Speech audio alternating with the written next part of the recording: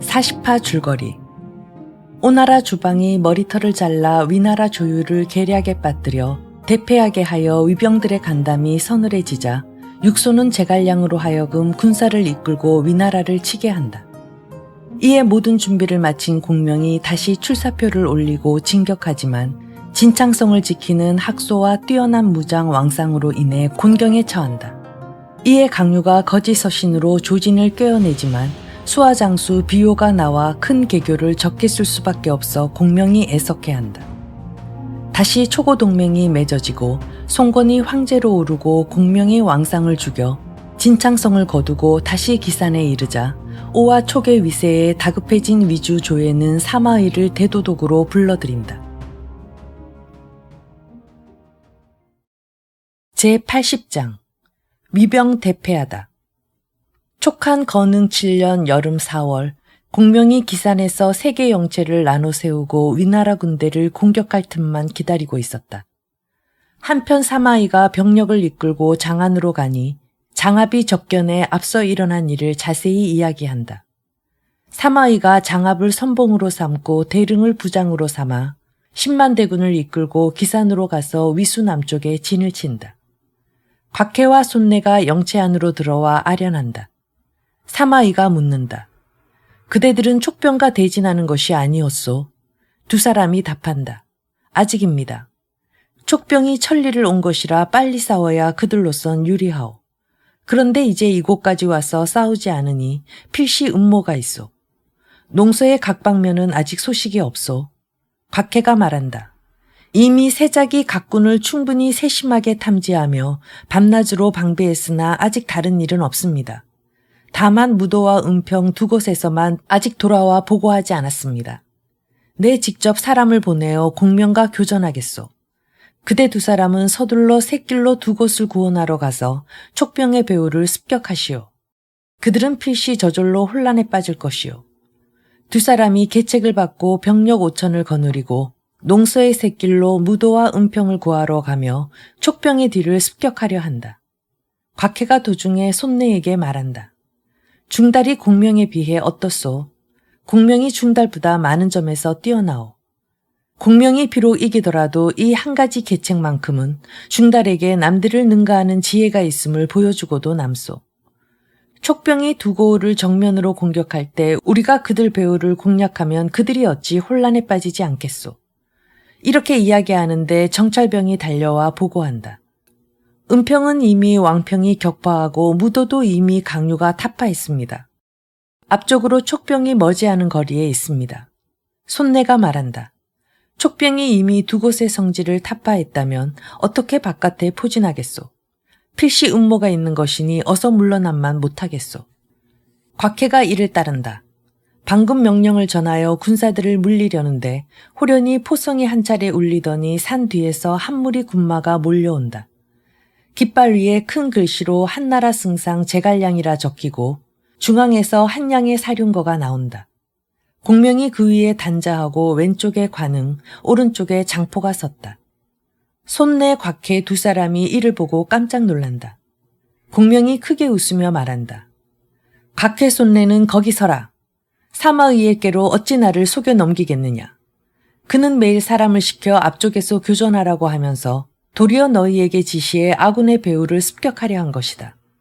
무도와 은평을 우리가 이미 취했는데 너희 두 사람은 어서 항복하지 않고 병력을 동원해 나와 결전하겠다는 것이냐. 곽해와 손내가 이를 듣더니 크게 당황한다. 거기다 급보가 날아드니 배후에서 함성이 하늘을 찌르며 왕평과 강유가 병력을 이끌고 후면에서 달려든다는 것이다. 관흥과 장포 두 장수 또한 병력을 이끌고 전면에서 달려온다. 양면에서 협공하니 위병이 대패한다. 곽해 손내 두 사람이 말을 버리고 산을 기어올라 달아났다. 장포가 바라보고 말을 몰아 뒤쫓는다. 그러나 뜻밖에도 말과 사람이 함께 계곡 속으로 거꾸러진다. 뒤따르던 군사들이 황급히 구출해 일으켰지만 장포의 머리가 이미 넘어지며 파열되었다. 공명이 사람들을 시켜 성도로 호송해 치료하게 하였다. 한편 곽해 손내 두 사람이 탈주해 돌아와 사마이를 만나 말한다. 무도와 은평 두 군을 이미 잃었습니다. 공명이 요로에 매복해 앞뒤로 공격한 까닭에 대패에 말을 버리고 걸어서 겨우 벗어나 돌아왔습니다. 그대들의 죄가 아니라 공명의 지모가 나를 앞섰기 때문이요. 다시 병력을 이끌고 옹성과 미성을 지키며 절대 나가서 싸우지 마시오. 내게 나름대로 적병을 깨뜨릴 계책이 있소. 두 사람이 인사를 올리고 떠난다.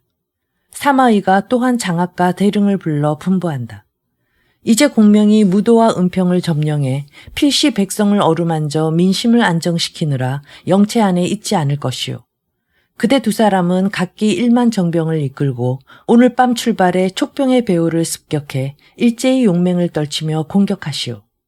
나는 군사를 이끌고 앞쪽에 포진해 촉병의 군세가 어지러워지기를 기다려 인마를 크게 동원해 공격할 것이오. 양쪽 군사가 협력하면 촉의 영체를 빼앗을 수 있소. 이곳에 산세를 얻는다면 적병을 격파하는 것이 어찌 어렵겠소. 두 사람이 계책을 받고 병력을 이끌고 떠난다.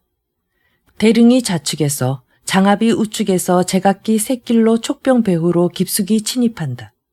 삼경 무렵 큰 길에 이르러 양쪽 군사가 만나 병력을 한데 합쳐 촉병 배후로 달려간다.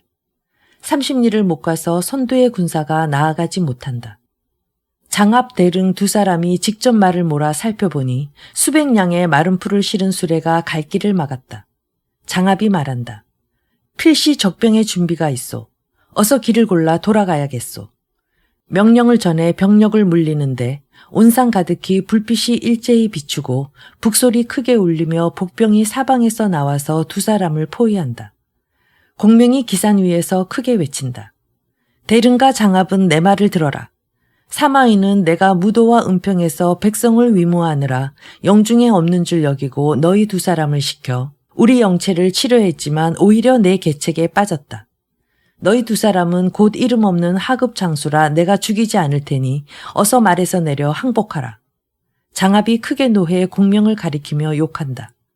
너야말로 사냐의 촌부 주제에 우리 대국의 경계를 침범했거늘 어찌 감히 이런 말을 하느냐.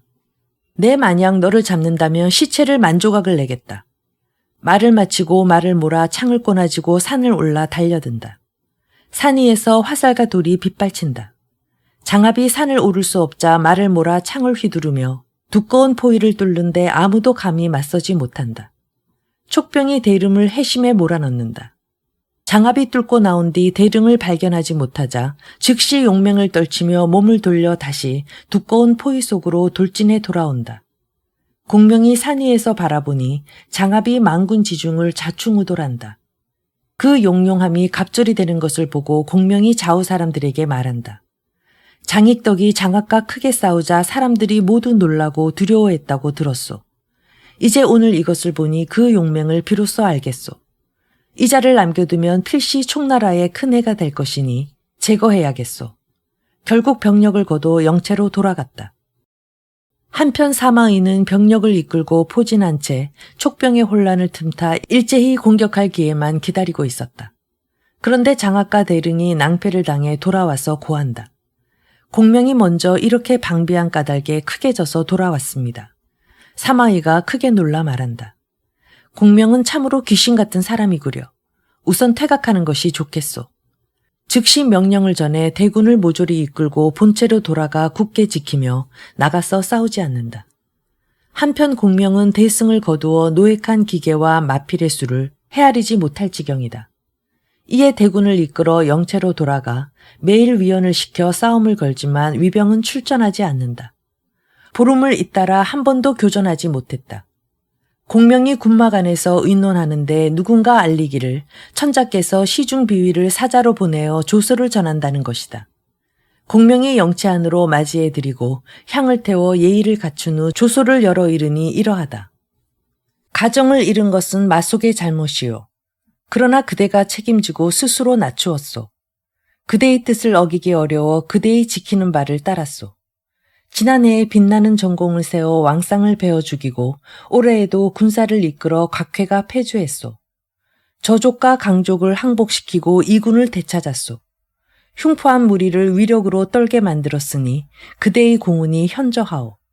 이제 천하가 크게 혼란하고 원학을 아직 효수하지 못했는데 임금에게서 대임을 받고 나라를 다스리는 막중한 책무를 진 채 스스로 오랫동안 낮추니 이것은 위대한 업적을 빛내는 것이 아니오. 이제 그대를 승상으로 복직시키니 절대 사양하지 마시오. 공명이 조서를 다듬고 비위에게 이른다. 내가 아직 국사를 성공시키지 못했는데 어찌 다시 승상의 직무를 받겠소. 왕강이 사양하며 받지 않으니 비위가 말한다. 승상께서 직무를 받지 않으시면 천자의 뜻을 거스르는 것이요. 또한 장수와 병사들의 사기를 떨어뜨리는 것입니다. 우선 받아두셔야 합니다. 공명이 비로소 삼가 수락하니 비위가 인사하고 떠나갔다. 공명은 사마이가 나오지 않자 한 가지 꾀를 낸다. 각처의 명령을 전하여 영체를 철거하고 떠나라 한다. 이때 세작이 사마의에게 공명이 철병하는 것을 알리니 사마의가 말한다. 공명이 필시 큰 음모를 꾸민 것이니 함부로 움직여선 안 돼요. 장압이 말한다.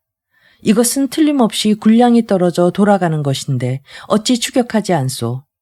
내 보건대 공명은 작년에 곡식을 크게 거두고 금년에도 보리가 잘 익어 식량과 말먹이 풀이 풍족하오. 비록 군량 운반이 어렵다 하더라도 반년은 버틸 수 있는데 어찌 바로 추격하겠소. 우리가 날마다 싸우지 않자 이런 계책으로 유인하는 것이요. 사람을 멀리 보내어 정탐해야겠소. 군사가 탐지에 돌아와 보고한다. 공명이 여기서 30리 떨어진 곳에 영체를 세웠습니다. 내 생각대로 공명은 과연 물러간 것이 아니오. 일단 영체를 굳게 지키며 함부로 진격하지 마시오. 열흘을 머물러도 아무 소식이 없는 데다 총나라 장수도 싸우러 오지 않는다.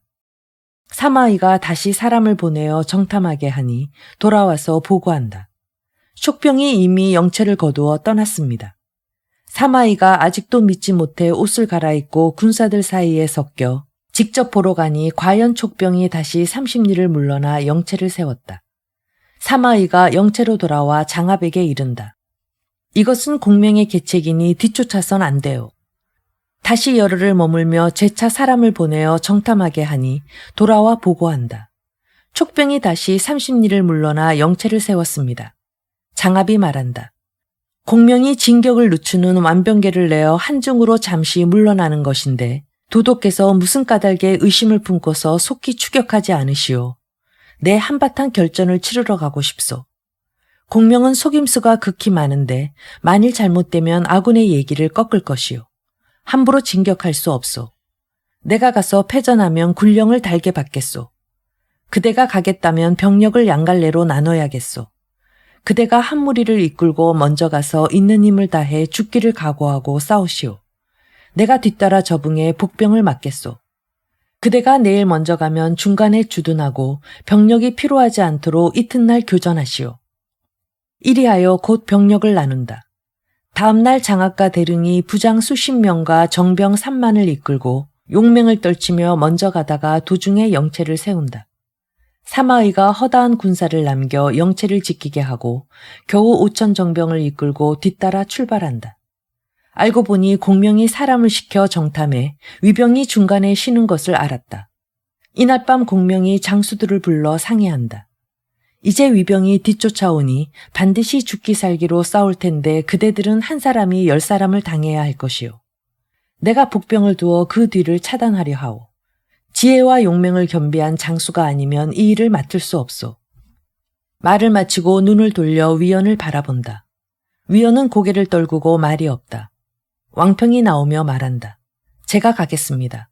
공명이 말한다. 실패하면 어찌하겠소. 군령을 받겠습니다. 공명이 탄식한다. 왕평이 기꺼이 자신을 버리고 화살과 돌을 무릅쓰겠다니 참으로 충신이오. 비록 이렇게 하더라도 위병이 병력을 둘로 나눠 앞뒤로 협공해 우리의 복병을 중간에서 자르면 비록 왕평이 지혜와 용맹으로서 한쪽은 맞겠지만 어찌 몸을 둘로 쪼개어 양쪽을 맞겠소.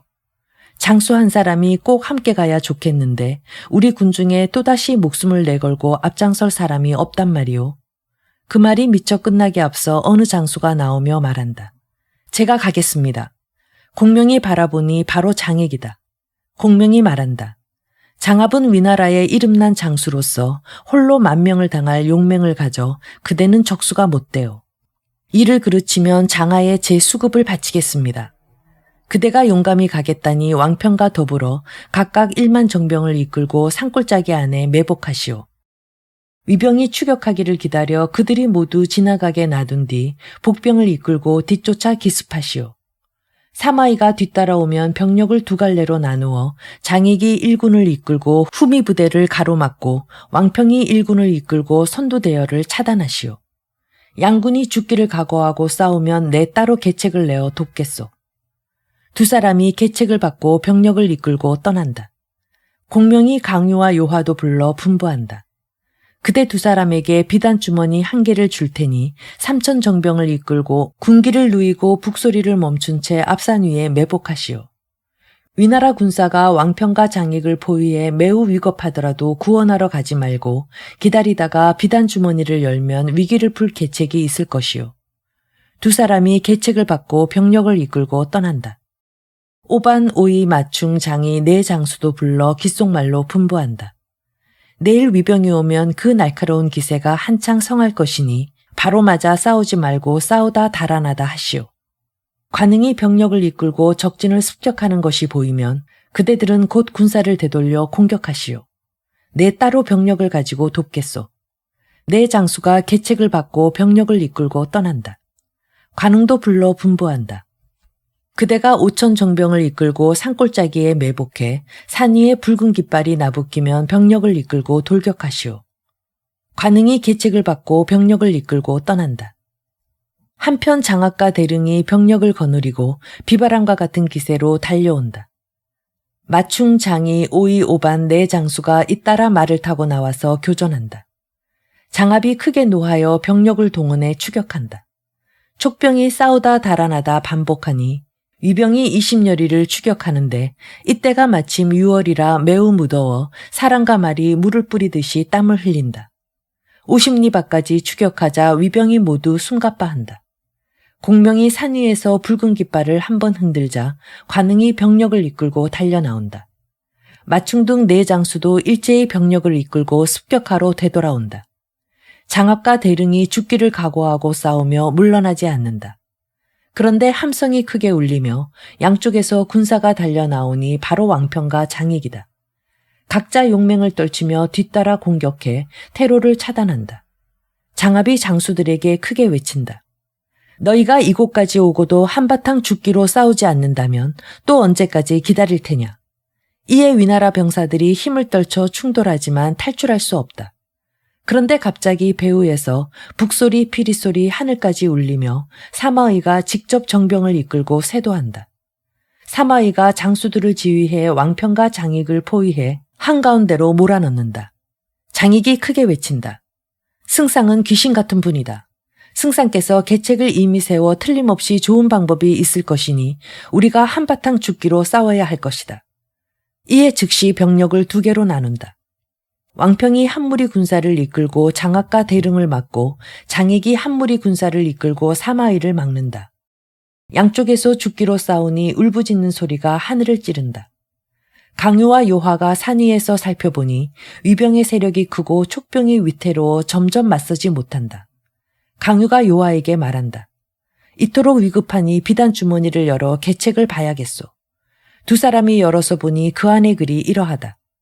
사마의가 왕평과 장익을 포위해 위급하면 그대 두 사람은 병력을 2갈래로 나눠 사마의의 영체를 습격하시오. 사마의가 반드시 달아날 테니 그 틈을 타서 공격하시오. 영체를 점령하지 못하더라도 완전한 승리를 거둘 것이오.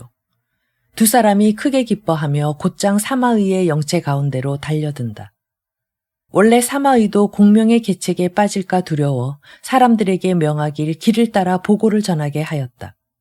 사마의가 전투를 독려하고 있는데 호련히 유성마가 달려와 급보를 전하니 촉병이 2갈래로 병력을 나눠 본진을 공격하러 갔다는 것이다. 사마의가 대경실색하여 장수들에게 이른다. 내가 공명에게 계책이 있을 것이라 했지만 그대들이 불신하고 억지로 추격하자 하더니 대사를 그르칠 뻔했소. 즉시 병력을 거느리고 급히 되돌아갔다. 군심이 황황하여 어지러이 달아난다. 장익이 뒤따라 습격하니 위병이 대패한다. 장악과 대릉도 세력이 고립되자 산속 샛길로 달아나 촉병이 크게 이긴다. 배후에서 관응이 병력을 이끌고 여러 방면을 돕는다. 사마의가 한바탕 크게 패하여 영체로 달아나지만 촉병은 이미 스스로 돌아간 뒤다. 사마의가 패잔병을 수습하고 장수들을 질책한다. 그대들이 병법을 모르고 오로지 혈기의 용맹만 믿고 억지로 출전하겠다 하더니 이렇게 패전했소. 이제부터 절대로 경거망동을 불허할 것이니 다시 한번 내 말을 따르지 않으면 군법대로 엄정히 처리하겠소. 장수들이 몹시 부끄러워하며 퇴장한다. 이 한바탕 패전으로 위나라 군사의 사망자가 극히 많고 위나라 장수들이 벌인 마필과 장비가 무수하였다. 한편 공명이 승리를 거둔 군사를 이끌고 영체로 돌아와 다시 병력을 일으켜 진격하려 하였다. 그런데 누군가 송도에서 와서 말하기를 장포가 끝내 숨졌다고 한다. 공명이 이를 듣고 목 놓아 통곡하더니 입에서 피를 토하고 혼절에 쓰러진다. 공명이 이로부터 병을 얻어 침상에 누워 일어나지 못한다. 장수들이 감격하지 않은 이가 없었다. 훗날 누군가 시를 지어 탄식했다. 굳세고 날랜 장포 공을 세우려는데 가련타 하늘이 영웅을 돕지 않는구나. 제갈무우가 서쪽을 바라보며 눈물 흘리니 그를 보자 해 도울 사람 없어짐이 서럽구나. 열흘이 지나 공명이 동걸과 번건 등을 불러들여 분부한다. 내 정신이 몽롱하여 일을 처리할 수 없으니 우선 한중으로 돌아가 요양하고 다시 좋은 계책으로 도모하는 것이 낫겠소. 그대들은 절대로 이 일이 새어나가지 않게 하시오. 사마의가 알면 틀림없이 공격하러 올 것이오. 곧 호령을 전하여 그날 밤 암암리에 영체를 거두어 모두 한중으로 돌아갔다. 공명이 떠난 지 닷새가 지났어야 사마의가 알고서 장탄식한다. 공명은 참으로 신출귀몰한 계책을 가졌구나. 나는 그를 따를 수 없구나. 이에 사마의가 장수들을 영체에 남겨 병력을 나눠 곳곳의 요충지를 지키게 하고 자신은 군사를 거느리고 돌아갔다. 한편 공명은 대군을 한중에 주둔시키고 자신은 성도로 요양하러 돌아갔다. 문무관료가 성 밖으로 나와 영접하여 승상부로 모신다. 후주가 어가를 타고 직접 문병하러 와서 어이에게 치료를 명하니 나날이 조금씩 치유되어 간다. 건흥 8년 가을 7월 위나라 도독 조진이 병이 낫자 황제에게 표를 올려 이야기한다. 촉병이 수차에 걸쳐 경계를 진입해 중원을 거듭 범합니다. 저들의 소굴을 없애지 않으면 반드시 후환이 있을 것이옵니다. 이제 마침 가을이라 날씨가 선선하여 인마가 편안하고 한가하니 정벌을 하기에 참으로 좋사옵니다. 신이 바라옵건대 사마의와 더불어 대군을 거느리고 한중으로 바로 들어가 간사한 무리를 진멸하여 국경을 깨끗이 하겠나이다. 위나라 군주가 크게 기뻐하며 시중 유엽에게 묻는다. 조진이 짐에게 총나라를 정벌하라 권하는데 어떻소? 유엽이 아랜다. 대장군의 말이 맞습니다. 지금 소굴을 없애지 않으면 훗날 틀림없이 큰 재앙이 됩니다. 폐하께서 어서 행하라 하옵소서. 조회가 머리를 끄덕인다. 유엽이 궁궐을 나와 집으로 돌아가는데 대신들이 서로 눈치를 보다가 유엽에게 묻는다. 듣자니 천자께서 공과 더불어 병력을 일으켜 총나라를 정벌할 것을 의논하셨다는데 그 일이 어떻게 됐습니까? 유엽이 응답한다. 그런 일은 없소. 총나라는 산천이 험하여 쉽게 도모할 수 없소. 쓸데없이 군마를 수고롭게 할 뿐이지 나라에 아무런 이익이 없을 것이요. 관리들이 아무 말 없이 물러간다. 양기가 대궐로 들어와 아랜다. 어제 듣자오니 유엽이 폐하께 청나라를 정벌하라 권하였다는데 오늘 신하들과 의논하며 정벌이 불가하다고 이야기하니 이것은 폐하를 기만하는 것입니다. 폐하께서 그를 불러들여 물어보셔야 하지 않겠사옵니까? 조회가 즉시 유엽을 불러들여 묻는다. 경이 짐에게 촉을 정벌하라 권하고도 오늘 불가하다고 말하다니 어찌 된 일이오? 제가 자세히 알아보니 촉은 정벌할 수 없었습니다. 조회가 크게 웃는다. 잠시 뒤 양기가 안에서 나오니 유엽이 아랜다. 신이 어제 폐하께 촉을 정벌하라 권한 것은 곧 국가대사인데 어찌 함부로 남들에게 누설하겠습니까? 무릇 용병이란 속임수이니 아직 일을 일으키기 전에는 절대 비밀로 해야 하옵니다. 조회가 크게 깨닫고 말한다. 경의 말씀이 맞구려. 이로부터 더욱 유엽을 존중한다. 열흘이 안 돼 사마의가 조정에 들어오니 위나라 군주가 그에게 조진이 표를 올려 아랜 일을 이야기하고 한마디 해줄 것을 청한다. 사마의가 아랜다. 신이 헤아리건대 동호는 틀림없이 감히 출병하지 못할 것이옵니다. 이제야말로 이 틈을 타서 촉을 정벌해야 합니다. 조회가 곧 조진을 대사마 정서대도독으로, 사마의를 대장군 정서부도독으로, 위협을 군사로 제수하였다. 세 사람이 위나라 군주에게 작별 인사를 올리고 40만 대군을 이끌고 장안으로 간 뒤 곧바로 검각으로 달려가 한중을 취하려 한다. 그 밖에 곽해, 손내 등도 제각기 길을 따라 행군한다. 한중에서 사람을 성도로 보내어 보고한다. 이때 공명은 병이 많이 호전돼 매일 인마를 조련하고 팔진법을 학습시켜 모두 능숙하게 만들어 중원을 취하려 하고 있었다. 위나라 병력이 몰려온다는 소식을 듣고 곧 장의와 왕평을 불러 분부한다. 그대 두 사람은 먼저 1천 병력을 이끌고 진창의 옛길을 지키러 가서 위병을 막으시오. 내가 대군을 이끌고 바로 도우러 가겠소. 두 사람이 고한다. 사람들이 보고하기를 위병이 40만이라 하고 부풀려서 80만이라고 사칭할 정도로 그 성세가 몹시 대단한데 어떻게 고작 1천 병력으로 요충지를 지키러 가겠습니까? 위병이 몰려오면 무슨 수로 맞겠습니까? 내가 병력을 많이 주고 싶지만 사절들만 고생할까 두려울 뿐이요. 장의와 왕평이 서로 눈치만 보며 감히 떠나지 못하니 공명이 말한다. 만일 잘못되더라도 그대들의 죄가 아니오. 더 말할 것 없이 어서 떠나시오. 두 사람이 다시 애처롭게 고한다. 승상께서 저희 두 사람을 죽이시겠다면 바로 여기서 죽이십시오. 아무래도 감히 출발하지 못하겠습니다. 공명이 웃으며 말한다. 어찌 이토록 어리석소? 내가 그대들을 떠나라 한 것은 나름대로 내게 방법이 있어서요. 내 어젯밤 하늘을 우러러 천문을 관측하니 필성이 태음의 영역으로 들어갔소. 이달 중에 틀림없이 큰 비가 쏟아질 것이요. 위병이 비록 40만이라 하더라도 어찌 감히 험준한 곳으로 깊이 들어올 수 있겠소.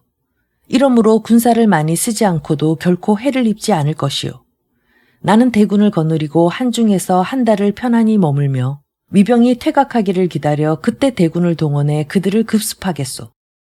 편히 쉬며 적군이 지치기를 기다리는 이 일대로이니 아군이 10만이라도 위병 40만을 이길 수 있소. 두 사람이 듣고 나서 비로소 크게 기뻐하며 인사를 올리고 떠난다. 공명이 뒤따라 대군을 통수해 한중을 나오며 곳곳의 요충지에 지시한다. 마른 장작과 가축 사료, 그리고 밀가루와 쌀을 예비하여 한 달 동안 넉넉히 사람과 말이 쓸 수 있도록 하고 가을비를 방비하라고 명령한다. 대군에게 넉넉히 한 달을 기한으로 먼저 옷과 음식을 지급하고 출정을 기다리게 하였다. 한편 조진과 사마이가 함께 대군을 거느리고 진창성 안으로 들어가니 집이 한 채도 보이지 않는다. 원주민을 찾아 물어보니 모두 말하기를 공명이 돌아갈 때 불을 질러 없앴다는 것이다. 조진이 곧 진창의 도로를 따라 출발하려 한다. 사마이가 말한다. 함부로 진군할 수 없습니다. 내 어젯밤 천문을 관측하니 필성이 태음의 영역으로 들어갔습니다. 이달 안에 틀림없이 큰 비가 내릴 것입니다. 요충지로 들어가서 혹시 이기면 좋지만 만약 잘못되면 인마가 고초를 겪고 퇴각하려 해도 어려울 것입니다. 우선 성중에 움집이라도 지어서 주둔하며 비가 내림을 방비해야겠습니다. 조진이 그 말을 따른다. 보름이 안 지나 하늘에서 큰 비가 그치지 않고 쏟아져 내린다. 진창성 밖의 평지는 물깊이가 석자에 이르러 군장비가 모조리 젖고 사람들은 잠을 이루지 못하고 밤낮으로 불안해한다. 큰 비가 잇따라 30일을 내리니 말도 먹을 풀이 없고 사망자가 무수해 군사들의 원성이 끊이지 않는다.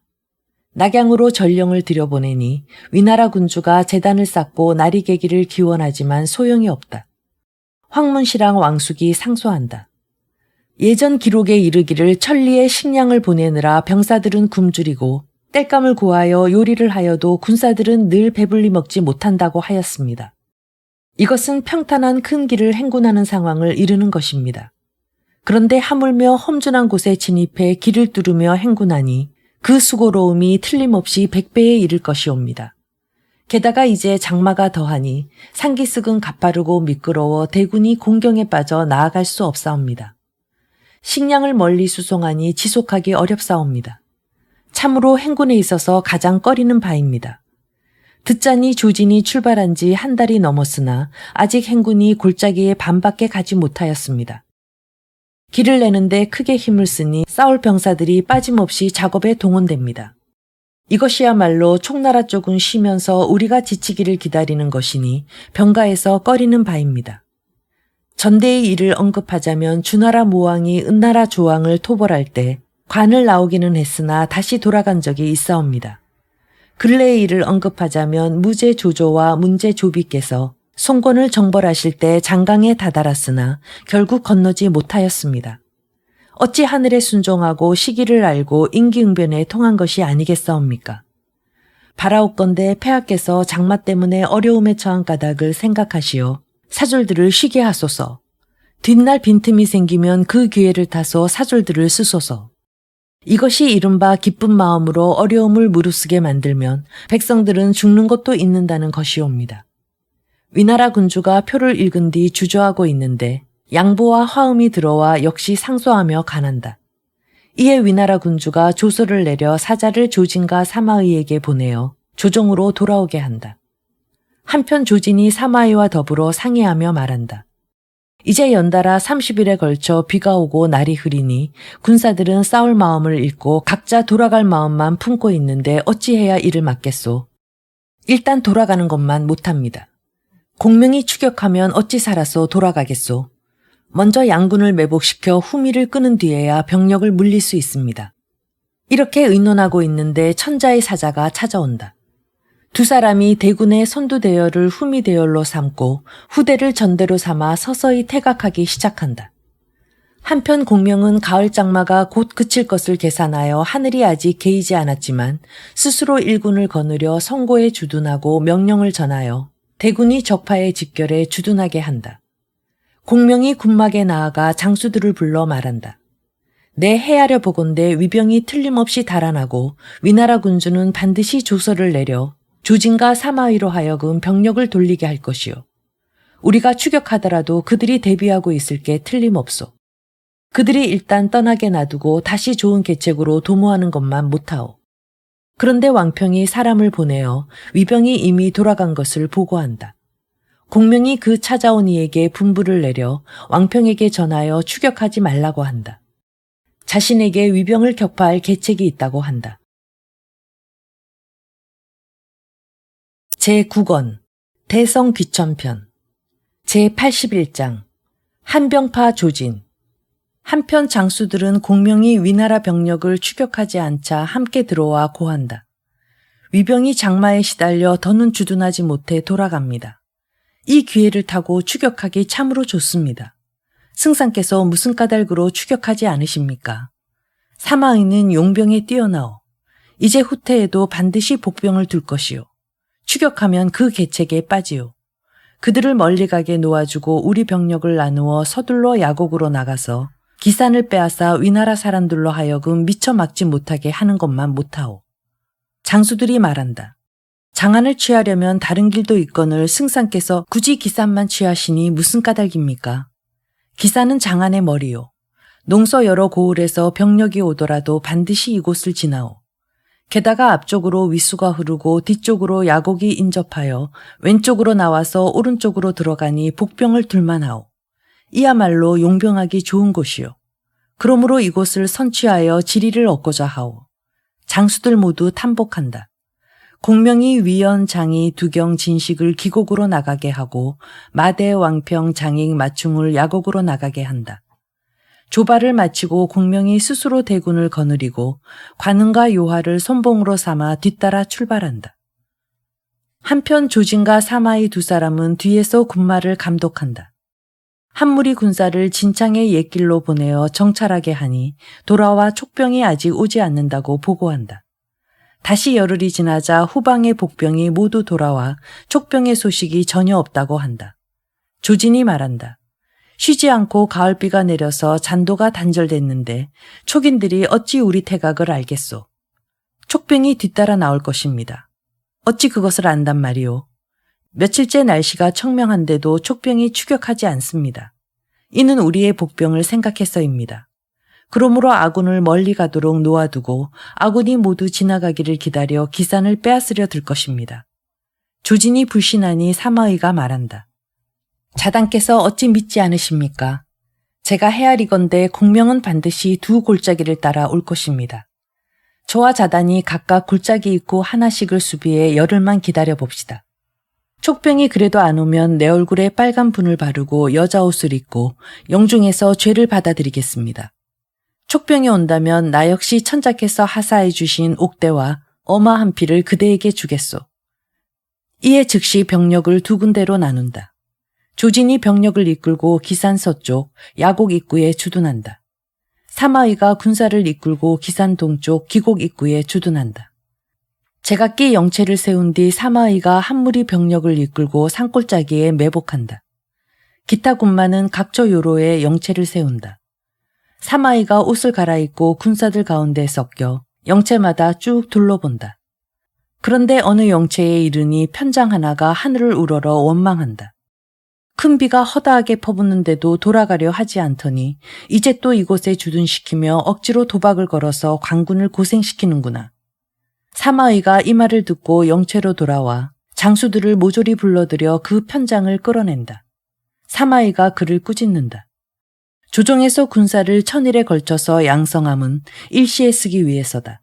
내 어찌 감히 원망하는 말을 입으로 내뱉어 군심을 흐트리느냐. 그 편장이 꼼짝 않는다. 사마의가 편장과 같이 있던 사람을 불러내어 대지라니 편장이 변명하지 못한다. 사마의가 말한다. 내가 도박을 하는 게 아니라 촉병을 이겨서 너희 각자 공을 세워 조정으로 돌아가게 만들고자 함이다. 내가 그런데도 함부로 원망하는 말을 내뱉어 죄악을 자초했다. 무사들에게 호통쳐 그를 끌어내 처형하라 한다. 잠시 뒤 무사가 그 목을 갖다 바친다. 장수들 모두 오싹 소름이 돋는다. 사마의가 말한다. 그대들 장수들은 모두 마음을 다해 촉병을 막아야 할 것이요. 내가 중군에서 포를 쏘는 소리가 들리거든 사방에서 모두 진격하시오. 장수들이 명령을 받고 퇴장한다. 한편 위연, 장이, 진식, 두경 네 장수가 2만 병력을 이끌고 기곡을 따라 진군한다. 이렇게 가고 있는데 참모 등지가 왔다 하므로 네 장수가 그 까닭을 물으니 등지가 말한다.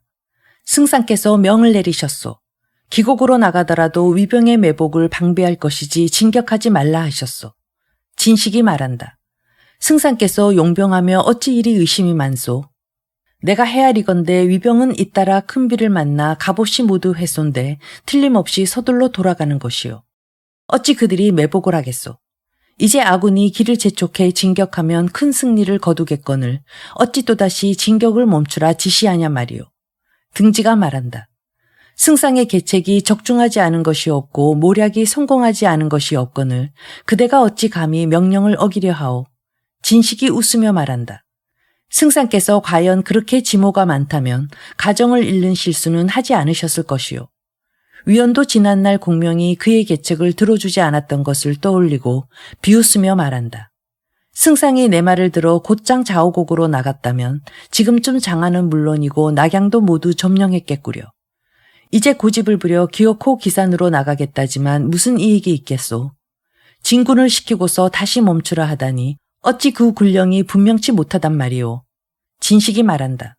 내게 5천 병력이 있으니 곧장 기곡으로 나가겠소. 먼저 기산 아래로 가서 영체를 세워 승상이 부끄러워하지 않는지 보겠소이다. 등지가 두세 번 막지만 진식은 듣지 않는다.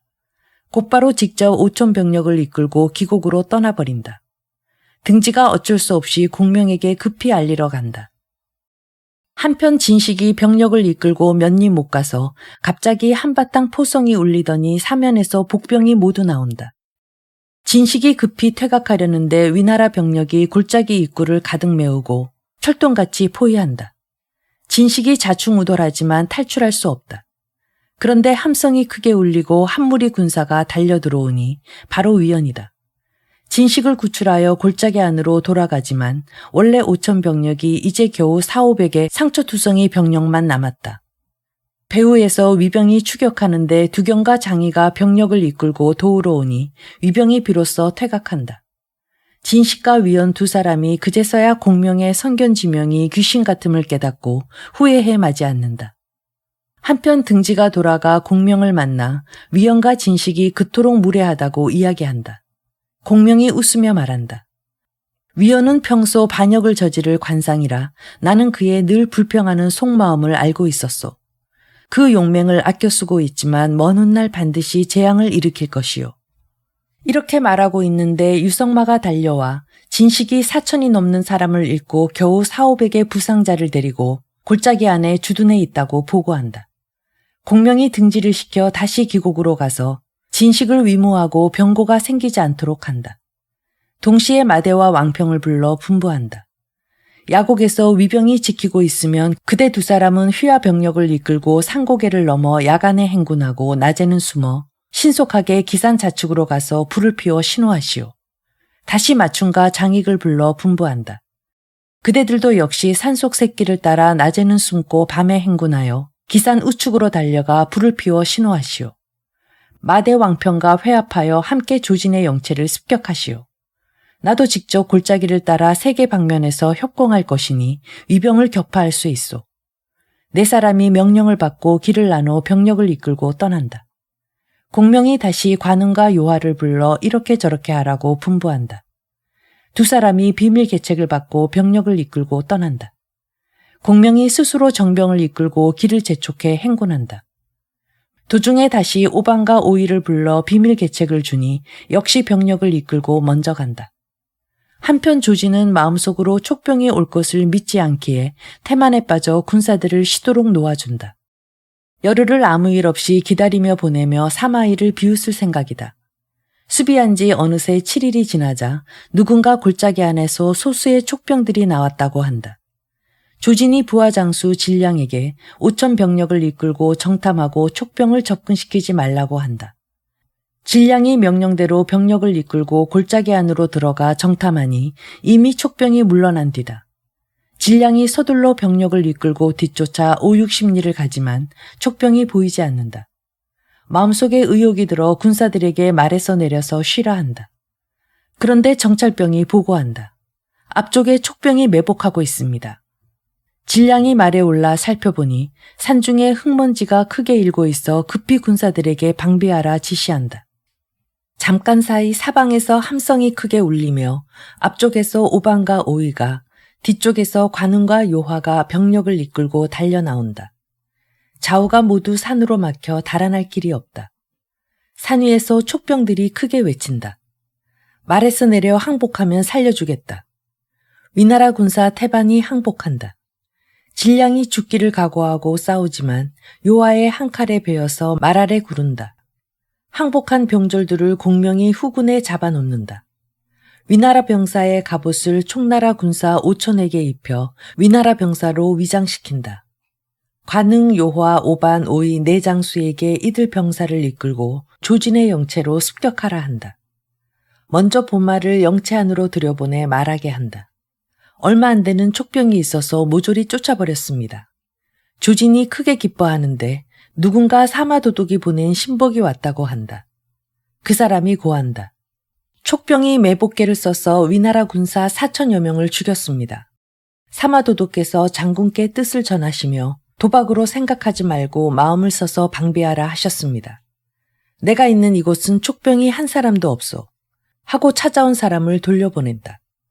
그런데 다시 누군가 진량이 군사를 이끌고 돌아왔다고 보고한다. 조진이 직접 군막을 나가서 맞이한다. 영체에 도착할 쯤에 사람들이 앞뒤 양쪽에서 불길이 치솟는다고 한다. 조진이 급히 영체로 돌아와 보니 관흥, 요화, 오반, 오이 네 장수가 총나라 군사를 지휘해 영체 앞으로 달려온다. 마대와 왕평은 후면에서 달려온다.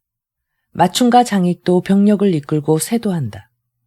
위나라 군사들이 미처 손쓰지 못하고 뿔뿔이 흩어져 달아난다.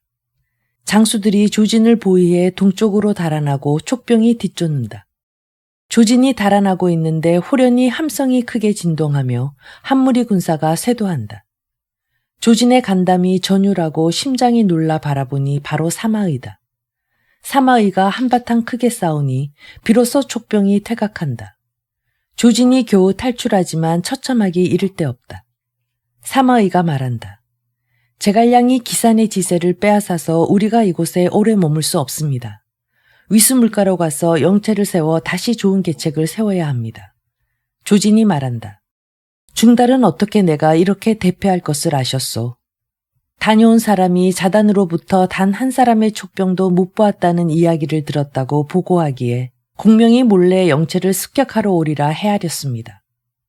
이로써 미리 알아채고 도우러 온 것인데 과연 공명의 계책에 빠졌습니다. 절대 우리끼리 내기한 것을 말하지 말고 오로지 한마음으로 나라의 은혜를 갚아야 합니다. 조진이 몹시 황공해야 한다. 그 때문에 병이 나서 병상에서 일어나지 못한다. 위수물가에 주둔한 사마의는 군심이 혼란스러울까 두려워 감히 조진에게 군사를 이끌라 하지 못한다. 한편 공명은 병마를 크게 이끌고 다시 기산으로 나간다.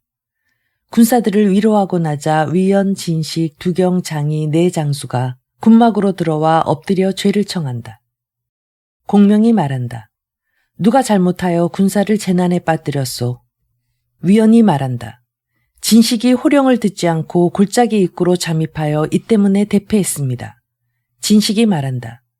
이 일은 위연이 제게 그렇게 움직이라 시킨 것입니다. 공명이 말한다. 그는 거꾸로 너를 구출했거늘 너는 도리어 그를 탓하는구나. 장령을 어겼으니 더 이상 교묘한 말은 필요 없다. 즉시 무사들에게 진식을 끌어내어 처형하라 한다. 잠시 뒤 군막 앞에 그 수굽을 매달아 장수들에게 보인다. 이때 공명이 위연을 죽이지 않은 것은 그를 살려두어 훗날 쓰고자 함이었다. 공명이 진식을 참한 뒤 진격을 의논하는데 세작이 조진이 병상에 누워 일어나지 못하고 현재 영체 안에서 치료하고 있다고 알린다. 공명이 크게 기뻐하며 장수들에게 이른다. 조진의 병세가 가볍다면 반드시 바로 장안으로 돌아갔을 것이요. 지금 위병이 물러나지 않는 것은 틀림없이 그의 병세가 위중하여 군중에 남아서 사람들을 안심시키기 위해서요. 내 이제 서신을 하나 써서 진량의 토항병에게 주어서 조진에게 전달하겠소. 조진이 읽어보고 반드시 죽을 것이요. 한나라 승상 제갈량이 대사마 조자단 앞에 글을 보내요. 삼가 생각건대 무릇 장수된 자는 물러남과 나아감을 잘하고 유화책과 강경책을 잘 쓰고 진태를 잘하고 강약을 잘 조절해야 하고 마치 산악처럼 동요하지 않고 음향처럼 알기 어렵고 하늘과 땅처럼 무궁하고 태창처럼 충실하고 사해처럼 가없이 넓고 삼강처럼 눈부시게 빛나야 하오. 천문을 살펴 가문과 홍수를 예지하고 지리의 평안을 먼저 알고 싸움의 형세를 살피고 적병의 장단점을 헤아려야 하오. 아, 슬프도다. 배우지 못한 후배가 하늘을 거스르고 국가를 찬탈하는 역적이 낙양에서 제호를 참칭하는 것을 도왔소. 야곡에서 패잔병들을 달아나게 만들었고 진창에서 장마를 만났소. 수륙에서 곰피판이 인마가 당황하고 혼란했소. 들판 가득 무기와 갑옷을 내던지고 땅에 가득 창각칼을 버렸소. 도독은 마음이 무너지고 간담이 깨지고 장군은 쥐새끼처럼 달아나며 허둥지둥했소. 관중의 부루들을 만날 면목이 없으니 무슨 낯으로 상부의 청당에 들어가겠소. 사간이 붓을 들어 기록하고 백성들이 입을 모아 널리 퍼뜨릴 것이요. 중달은 전선의 상황을 듣고 벌벌 떨고 자단은 소식을 듣고 황망하였소. 우리 군대는 병력은 강대하고 말들은 튼튼하고 대장들은 범처럼 용맹하고 용처럼 위풍당당하오. 진천을 쓸어버려 아무것도 남지 않게 만들고 위나라를 허물어뜨려 황무지로 만들 것이요. 공명의 편지를 읽어내려가는 조진의 두 손이 어느덧 벌벌 떨려오기 시작한다. 가까스로 보기를 다하고 나니 조진은 분하고 원통함에 가슴이 답답하게 막혀 치밀어 오르는 우라를 참을 길이 없어 그날 밤 군중에서 외마디 높은 소리를 지르며 죽고 말았다. 사마이가 병거에 실어서 사람을 낙양에 보내어 부고를 알려 안장한다. 위나라 군주가 조진이 사망한 것을 듣고 즉시 조서를 내려 사마의에게 출전을 재촉한다. 사마의가 대군을 거느리고 공명에게 교전하러 와서 다음날 우선 전설을 보낸다. 공명이 여러 장수에게 말한다. 조진이 죽은 게 틀림없소. 공명은 내일 교전하겠다고 회신한다. 위나라 사자가 떠나고 공명이 그날 밤 강류에게 비밀 계책을 주어 실행하게 한다.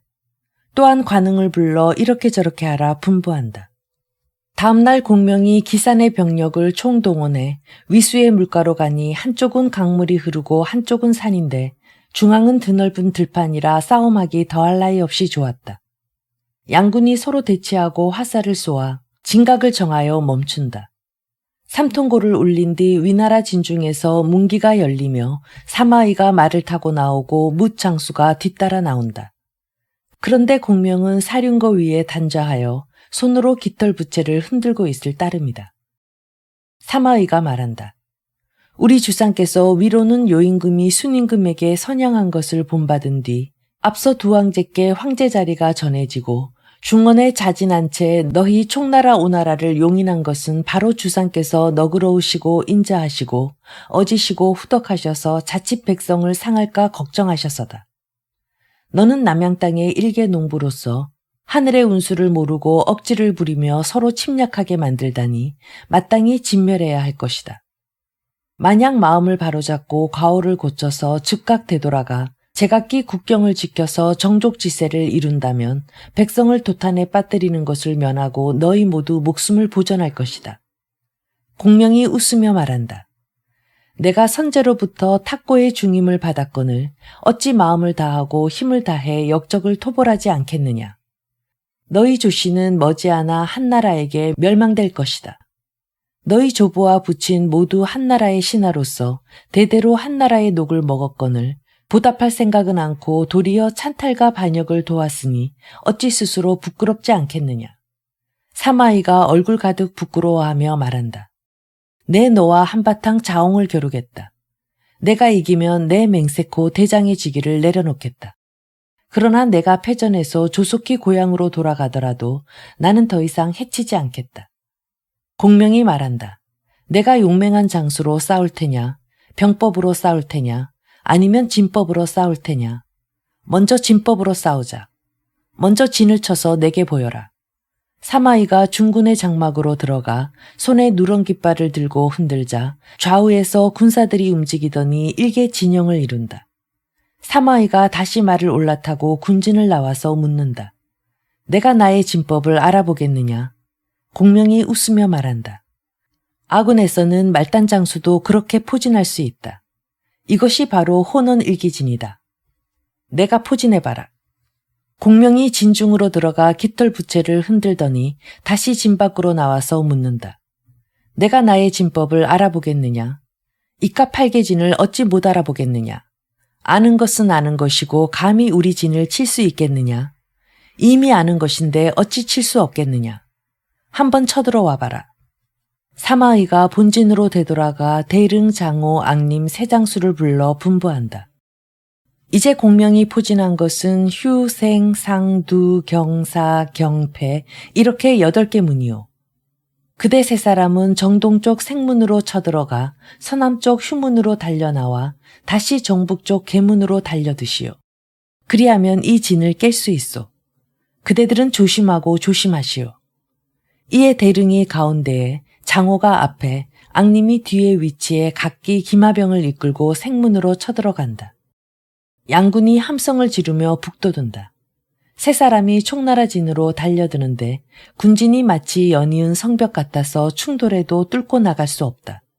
세 사람이 기마병을 이끌고 서남쪽을 치러 가지만 촉병이 화살을 쏴서 멈추게 만드니 역시 충돌해도 뚫고 나갈 길이 없다.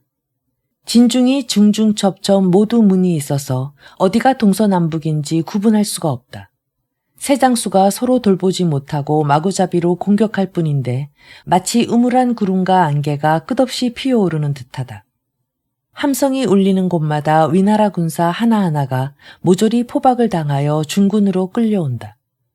공명이 군막 안에 앉아 있는데 좌우로 장호, 대릉, 앙림과 90인의 군사들이 모조리 포박돼 그 아래에 있다. 공명이 웃으며 말한다. 내가 비록 너희를 잡았다만 어찌 대수로운 일이겠느냐. 내 너희를 방면하여 사마의에게 돌려보낼 테니 전책을 더욱 살핀 뒤에야 자엉을 겨루러 와도 늦지 않을 것이라고 전해라. 너희 목숨을 살려주겠지만 무기와 전만은 남겨두고 가야 할 것이다. 곧 사람들의 옷과 갑옷을 벗기고 먹을 얼굴에 칠하고 걸어서 진 밖으로 나가게 한다. 사마이가 이것을 보고 크게 노하여 여러 장수들을 돌아보며 말한다. 이렇게 얘기가 꺾였어야 무슨 면목으로 되돌아가 중원의 대신들을 만나겠소. 즉시 3군을 지휘해 전투 대용을 이룬다.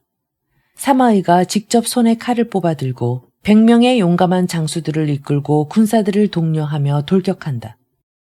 양군이 막 맞붙으려는데 호련히 배후에서 북소리 피리소리 일제히 울리고 함성이 크게 진동하며 한 무리 군사가 서남쪽에서 달려온다. 바로 관흥이다. 사마의가 후군을 나누어 맞게 하고 다시 군사들을 다그쳐 앞으로 돌격한다. 그런데 갑자기 위나라 병사들이 큰 혼란에 빠진다. 알고 보니 강유가 한 무리 군사를 이끌고 몰래 달려온 것이다. 촉병이 세 갈래 방면에서 협공하자 사마이가 크게 놀라 황망히 군사를 퇴각시킨다. 촉병이 포위하고 달려드니 사마이가 3군을 이끌고 남쪽으로 죽기 살기로 뚫고 나간다.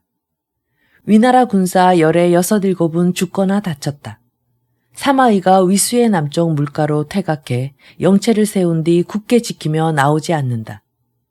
공명이 승리를 거둔 병력을 거두어 기산으로 돌아가니 영안성의 이엄이 도위 구안을 시켜 군량을 운송하여 군중에게 넘겨주게 한다. 구안이 술을 좋아하여 도중에 태만하더니 기일을 열흘이나 어긴다. 공명이 크게 노하여 말한다. 우리 군중에서 오로지 군량을 대사로 여겨서 3일만 어겨도 바로 처형해야 마땅하다. 너는 이제 무려 열흘을 어겼으니 무슨 말로 변명하겠느냐. 밖으로 끌어내어 처형하라 호통친다. 장사 양이가 말한다. 구안은 바로 이엄이 채용한 사람입니다. 게다가 전량이 서천에서 많이 나는데 만약 이 사람을 죽이면 훗날 아무도 군량을 운송하려 하지 않을 것입니다. 이에 공명이 무사들에게 소리쳐 그 결박을 풀게 한 뒤 곤장 80대를 때려서 방면했다. 구안이 질책을 받고 마음속으로 원한을 품고는 그날 밤 직접 오육기를 이끌고 위나라 영체로 달아나서 투항한다. 사마이가 불러들이자 구안이 엎드려 앞서 일어난 일을 고한다. 사마이가 말한다. 그렇다 하더라도 공명은 꾀가 많아 그대의 말을 믿기 어렵소. 그대가 나를 위해 큰 공을 하나 세울 수 있다면 내 그때 천자께 상주하여 그대를 상장으로 추천하겠소. 무슨 일이든지 맡겨주시는 대로 제 힘을 다하겠습니다. 그대는 성도로 돌아가 유언비어를 퍼뜨리시오. 공명이 주상을 원망하는 마음을 가져 조만간 황제를 칭할 것이다 라고 떠벌려 그대의 주상으로 하여금 조소를 내려 공명을 불러들이게 만들면 이것이 바로 그대의 공이 될 것이오. 구안이 응낙하고 성도로 급히 되돌아가 황간을 만나 유언비어를 퍼뜨려 공명이 자신의 큰 공을 믿고 조만간 나라를 빼앗을 것이 틀림없다고 이야기한다. 황간이 이를 듣고 크게 놀라 즉시 안으로 들어가 황제에게 아뢰며 앞서 들은 일을 상세히 말한다. 후주가 놀라며 말한다. 그렇다면 어찌해야겠소? 조서를 내려 성도로 불러들여 그의 병권을 빼앗아 반역을 일으키지 못하게 하십시오. 후주가 조서를 내려 공명에게 군사를 거두어 조정으로 돌아오라 하교한다. 장안이 자리에서 나와 아랜다. 승상이 직접 출전한 일에 거듭 큰 공을 세웠거늘 무슨 까닭으로 돌아오라 하교하십니까? 짐에게 기밀을 요하는 일이 있어 반드시 승상과 면담해야겠소.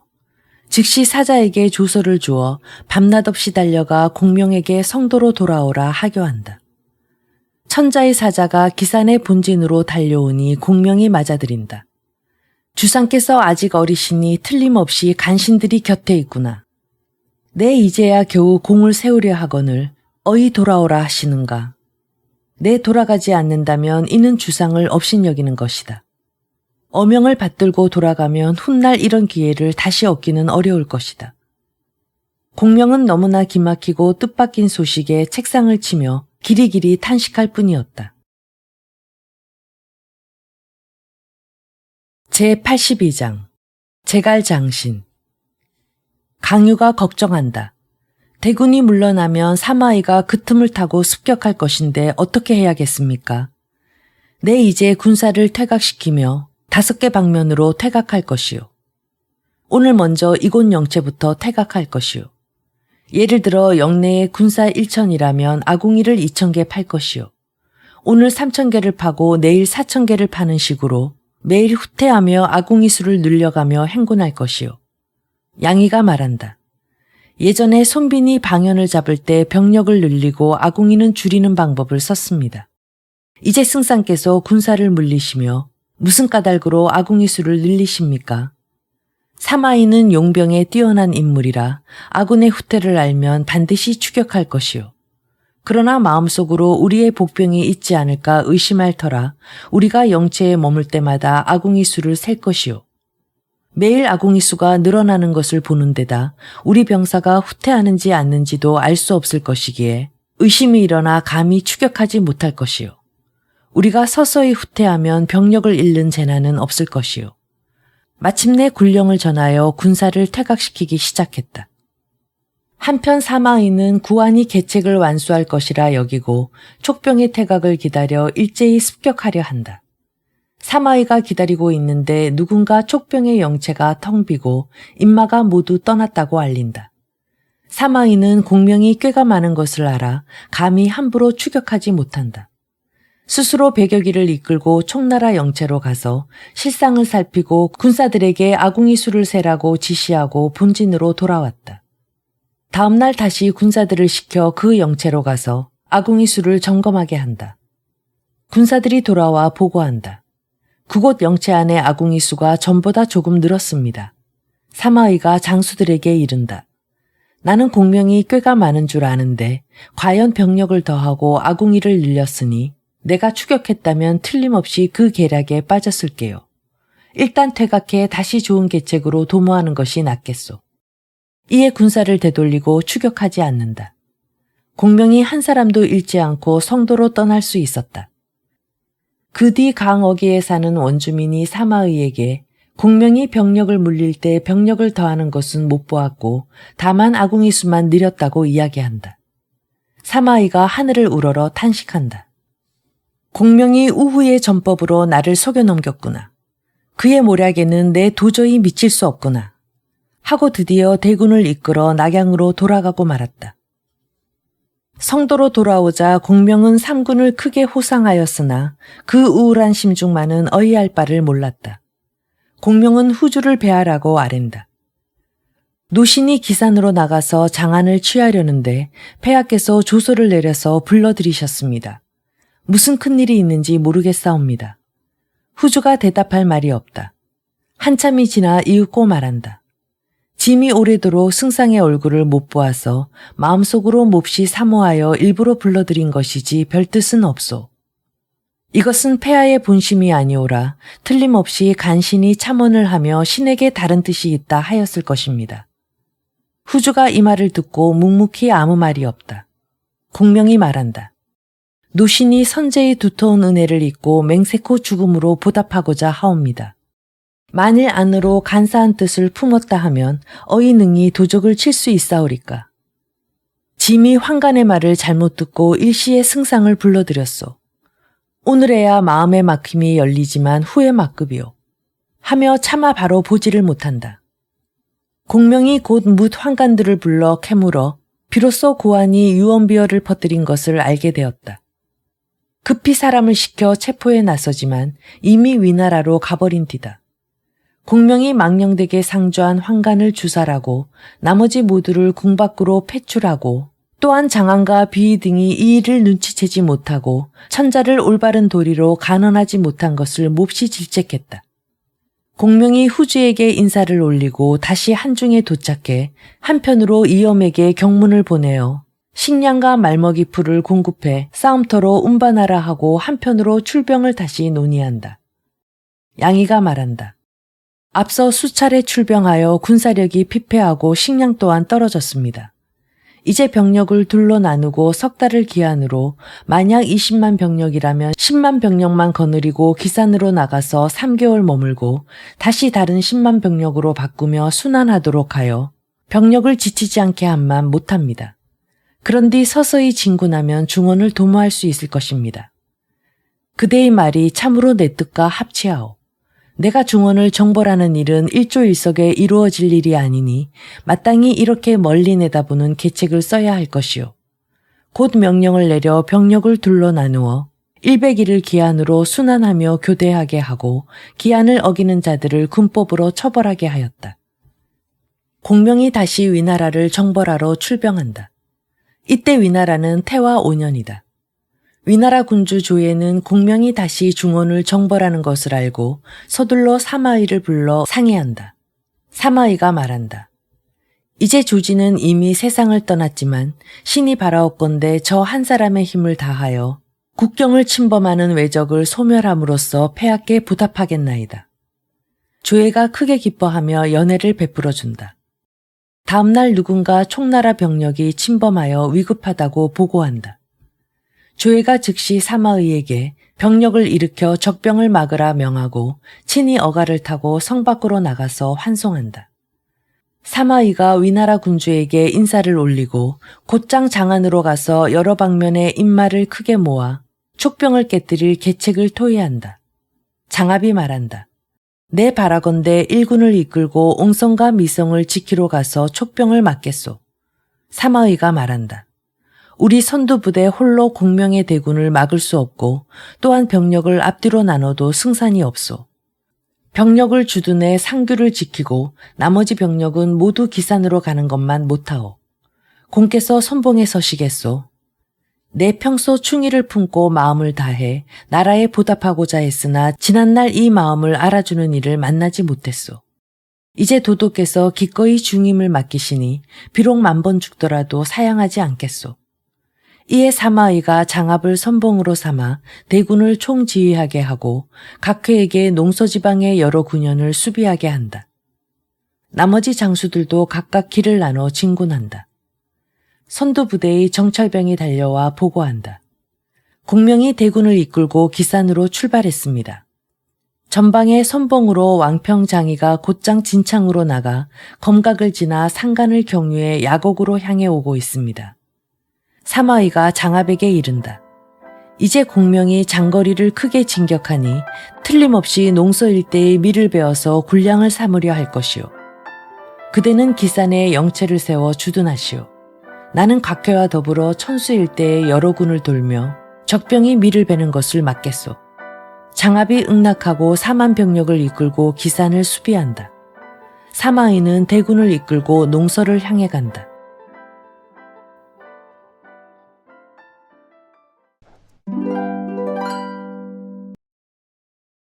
삼국지 인물열전 15 동탁 권력을 가진 악마 잔인함의 아이콘 소설에서 동탁은 한나라 말기 부패하고 탐욕에 가득 찬 군인이자 정치인으로 나옵니다.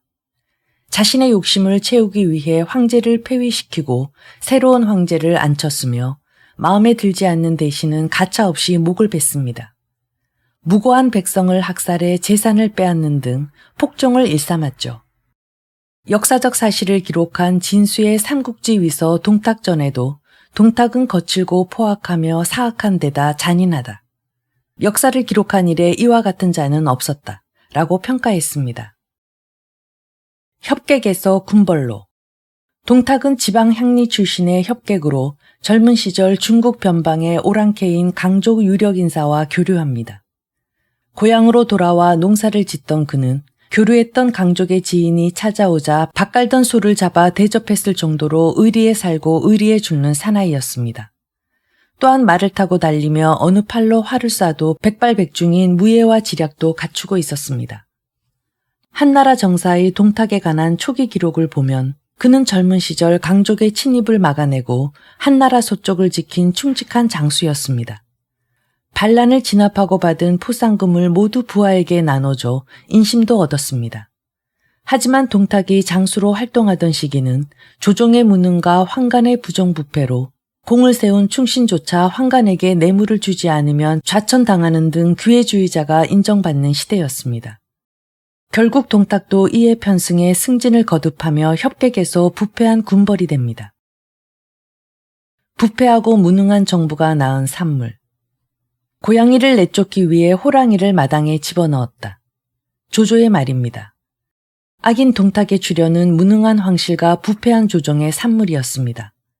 한나라 말기인 영제 때는 황후 중심의 외척과 십상시라 불리는 황간 사이의 권력투쟁으로 국가가 제 기능을 하지 못했습니다. 황후의 오빠로 당시 병권을 장악한 대장군 하진은 십상시를 제거하기 위해 지방의 제후를 소집했고 동탁도 여기에 부름을 받습니다. 하지만 동탁이 낙양에 도착하기 전 하진은 십상시에게 살해되고 맙니다. 이 기회를 놓치지 않고 동탁은 난을 피해 궁을 나간 황제와 그의 동생 진류왕을 구해 낙양으로 들어왔고 최고 무장 여포를 양아들로 삼아 병권과 조정을 장악합니다. 이후 황제를 폐위하고 그의 어머니 하태우와 함께 죽인 뒤 진류왕을 새로운 황제로 옹립합니다. 악마를 보았다. 동탁은 권력을 장악하자마자 퇴위에 올라 공포 정치를 시행합니다. 동탁이 지방 순시를 하다가 양성 백성들 춘절을 즐기는 것을 보았습니다. 농사꾼 주제에 일하지 않고 놀고 있다며 남자들은 목과 사지를 달리는 말에 묶어 찢어 죽이는 거열형을 내립니다. 동탁은 백성의 살이 찢기고 뼈가 부서지는 걸 보며 꽃구경보다 더 재미있다고 박수를 쳤을 뿐 아니라 재물과 부녀자를 약탈합니다. 그리고는 도적을 격파했다고 만세를 부르며 자신들의 공을 높입니다. 만행은 여기서 멈추지 않습니다. 동탁은 신하들을 격려하는 잔치 자리에서 반란을 일으켰다가 항복한 수백 명의 포로를 데려와 신체 부위를 도륙하면서 태연히 먹고 마십니다. 그리고 반동탁 연합군에 밀려 장안으로 천도할 때에는 낙양의 궁궐과 백성의 집을 모두 불태워버렸고 피난민의 재산을 약탈합니다. 뿐만 아니라 여포를 시켜 역대 황제와 후비, 공경대부의 무덤을 도굴해 보물을 빼냅니다. 그의 군사들은 백성들의 무덤까지 도굴합니다. 동탁은 약탈한 보물로 자신을 위한 성을 쌓고 궁전을 지어 30년간 먹을 수 있는 식량을 비축합니다. 그는 더 이상 군인이 아닌 살인자였고 정치가가 아닌 도적이었으며 사람의 탈을 쓴 악마였습니다. 악마는 또 다른 악마를 낳고 동탁의 폭정을 계기로 원소를 중심으로 한 지방 제후들은 반동탁 연합군을 결성합니다. 하지만 여기에 참여한 제후들은 동탁으로부터 나라를 구하겠다는 생각보다 가장 먼저 낙양에 도착해 권력을 쟁취하려는 욕심 많은 사람들이었습니다. 결국 동상이몽의 연합군은 불타버린 낙양에 도착하자마자 서로 원수가 되어 흩어집니다. 장안으로 천도한 동탁은 50대 초반에 한나라의 모든 권력을 한 손에 넣었고 황제보다 더 화려한 생활을 하면서 이전보다 더 막강한 권력을 휘두릅니다. 하지만 동탁도 권력을 잡은 지 3년을 넘기지 못합니다. 다시 동탁에게 불만을 품은 사도 왕윤이 동탁의 신녀와 밀통했다가 들킬까봐 떨고 있는 여포를 깨어내 그를 제거합니다. 소설 삼국지 연의에는 사도 왕윤이 딸 초선을 이용해 동탁과 여포를 이간질시켜 동탁을 제거한 것으로 나옵니다. 동탁이 죽자 백성들은 거리에 나와 노래를 부르고 춤을 췄으며 그의 머리와 시신은 사람들의 발길질에 굴러다니고 비대한 몸은 심지에 불을 붙여 태워 백성들의 한을 풉니다. 그러나 동탁의 죽음이 한나라를 바로잡지는 못합니다. 동탁의 죽음에만 신경 썼을 뿐 그 다음을 준비하지 않았기 때문에 동탁의 부하였던 이곽과 곽사가 다시 황제를 끼고 무소불위의 권력을 휘둘러 한나라는 다시 헤어날 수 없는 멸망의 늪으로 빠져듭니다. 악인과 영웅 사이. 동탁에 대한 평가가 나쁜 것만은 아닙니다.